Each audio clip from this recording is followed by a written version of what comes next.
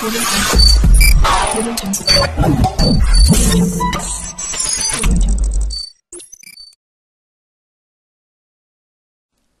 Viewers, কেমন আছেন সবাই? আশা করি সবাই ভালো আছেন।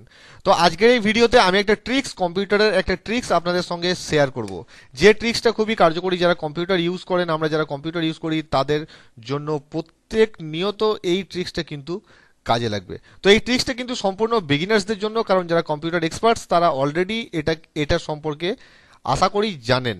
ঠিক আছে, তো এটা কিন্তু আমি ভিডিওর প্রথমেই বলে দিচ্ছি, এটা সম্পূর্ণ বিগিনার্সদের জন্য। তো এই ট্রিক্সটা জেনে রাখলে আপনার কিন্তু অনেক ক্ষেত্রে অনেক কাজে লাগবে। নমস্কার, আমি সৌমেন রায়, আপনি দেখছেন Sayan Infotech, one station all application. তো চলুন আমি স্টার্ট করছি ভিডিও। তো তার জন্য কি করতে হবে? তো ট্রিক্সটা হচ্ছে এটাই, যে আপনার কম্পিউটারে যতগুলো ফাইল আছে সমস্ত ফাইল একসাথে কিভাবে রিফ্রেশ হবে। কম্পিউটার যখন আমরা স্টার্ট করি, কম্পিউটার স্টার্ট করার পর আমরা প্রথমেই ডেস্কটপে গিয়ে রিফ্রেশ করতে থাকি, দুবার তিনবার করে রিফ্রেশ করতে থাকি। তো ডেস্কটপটা আমাদের রিফ্রেশ হয়। তো ডেস্কটপটা নিয়ে কিন্তু কম্পিউটার নয়, কম্পিউটারে অনেক ফাইল এবং ফোল্ডার থাকে। তো সমস্ত ফাইলস এবং ফোল্ডার্স কিভাবে একসাথে আপনি রিফ্রেশ করবেন একটা ক্লিকে, সেই ডিটেলসটা এই ভিডিওতে আজকে আপনাদেরকে দেখিয়ে দেবো। তো তার জন্য কি করতে হবে? আপনাকে স্টার্ট বাটন যেটা আছে কম্পিউটারে, স্টার্ট বাটনে প্রেস করতে হবে।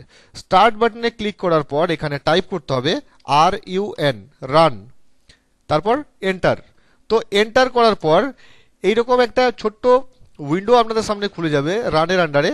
তো এখানে গিয়ে লিখে দেবেন ক্যাপিটালে TREE, ঠিক আছে? তারপর ওকে বাটনে প্রেস করবেন।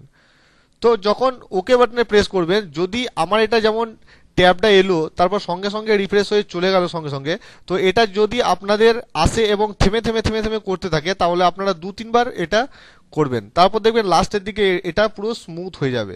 কারণ কম্পিউটার যখন অনেকক্ষণ ধরে চলে, অনেকক্ষণ ধরে আমরা কম্পিউটারে কাজ করি, তখন অনেক জাঙ্ক ফাইলসও আমাদের কম্পিউটারে জমা হতে থাকে এবং কম্পিউটার আস্তে আস্তে স্লো হতে থাকে। পরে সেটা ঠিক হয়ে যায়, কিন্তু আস্তে আস্তে স্লো হতে থাকে। তো যে স্লো ভাবটা, সেটা তাৎক্ষণিক রিপেয়ার করার জন্য এই ট্রিক্সটা।